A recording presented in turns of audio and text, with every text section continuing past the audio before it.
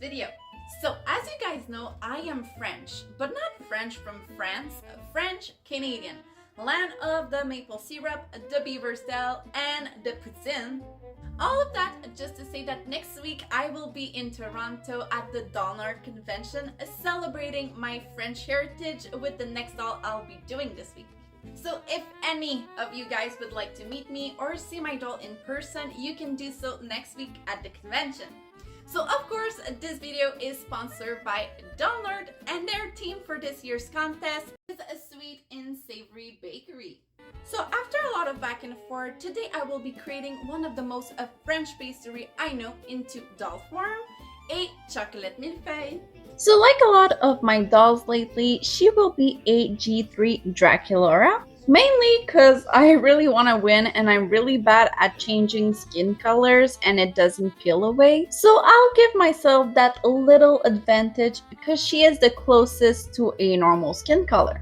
So for this doll, the center of attention will be the dress. So that's where we'll be starting. I had a lot of back and forth with the design, but the basic of making a mille-feuille is layered. And I am going to start with the chocolate one. A mille-feuille usually has 2 layers of filling. I won't be showing you every layers or else I think we'll be here for like 15 hours and I don't think I'm joking. So I'll only show you some couple steps I took to create that. So to make the chocolate layers, I cut 2 times the same piece and sew it around the edge. So when I do end up flipping it, it creates a better finished edge.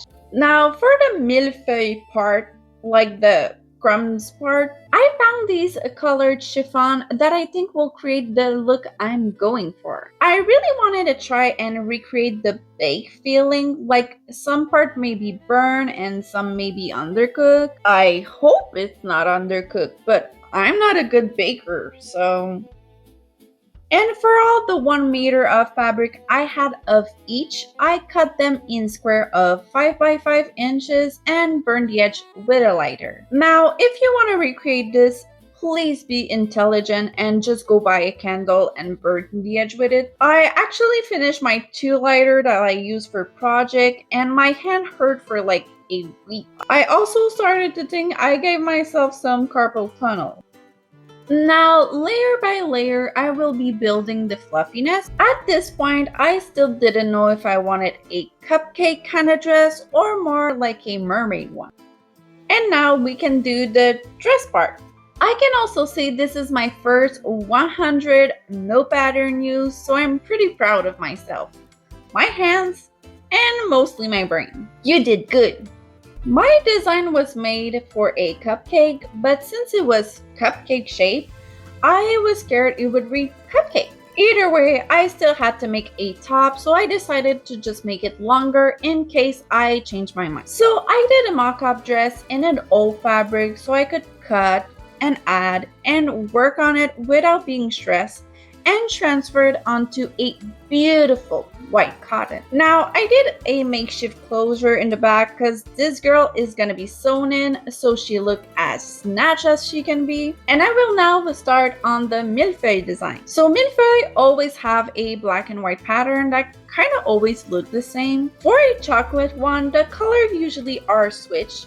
But so people could read it, I decided to go with the original white base and brown swirl. Of course, fabric is not melted chocolate, so I really had to study how to create this with my own brown paint.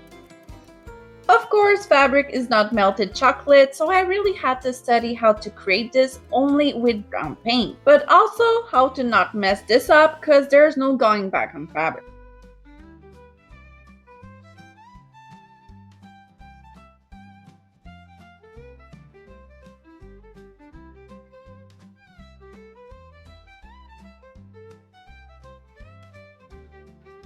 I'm also not that mean, so I'll let you get a little sneak peek of that beauty. Side note, I decided to go between the cupcake and the mermaid.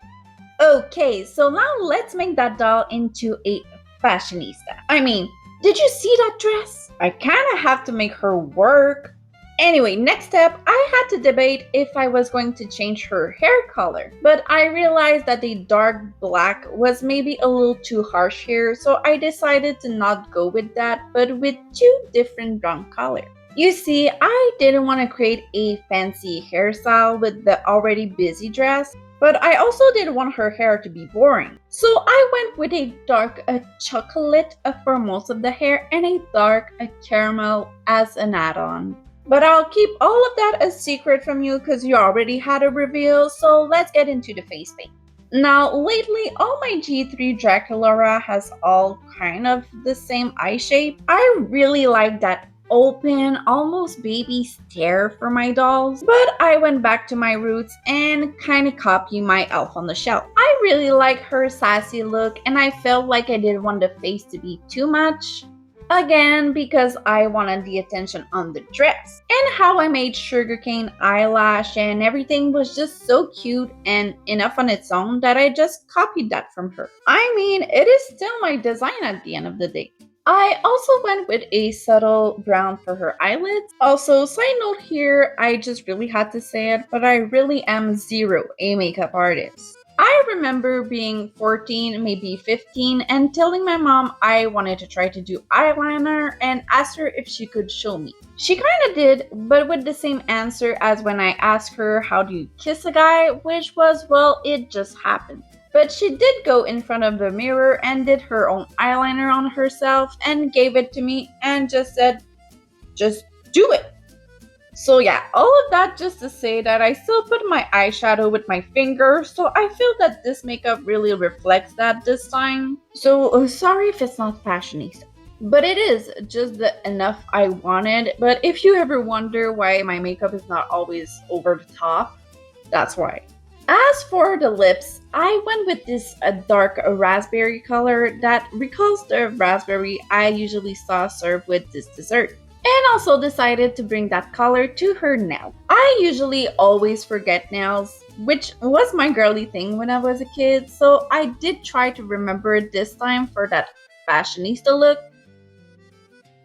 Are we done now? Nope, still a little bit more. You see, one thing I really wanted to do for this doll was accessory. So what about a big fork? I did think of a lot of ideas, but since mille-feuille are usually eaten with fork, I thought it would be a good add-on. She is the full dish now. Down to the silverware.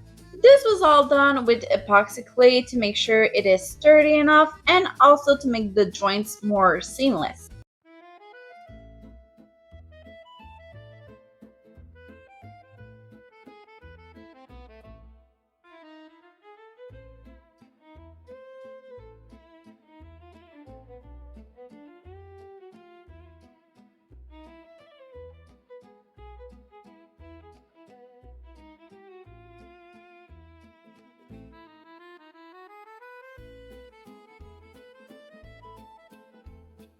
I also said silverware, but it is going to be goldware. I don't know if it's a real word. I don't really use fancy words like that in French, but that's all to say that I'm going to paint that fork a gold. I just thought that gold would look better with all my chocolate tones than a silver. Another cute add-on will be earring. Now, I could have went with a simple rounded stud or something in those water, but no.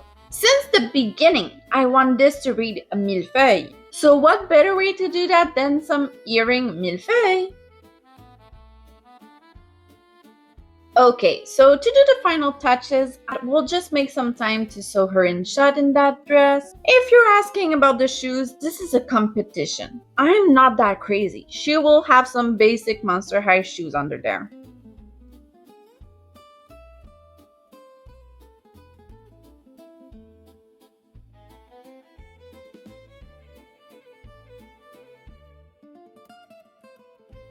So again, if you're in the Toronto region between May 22 and 24, please come and see me and my doll at the doll convention. It would be a pleasure to meet you guys.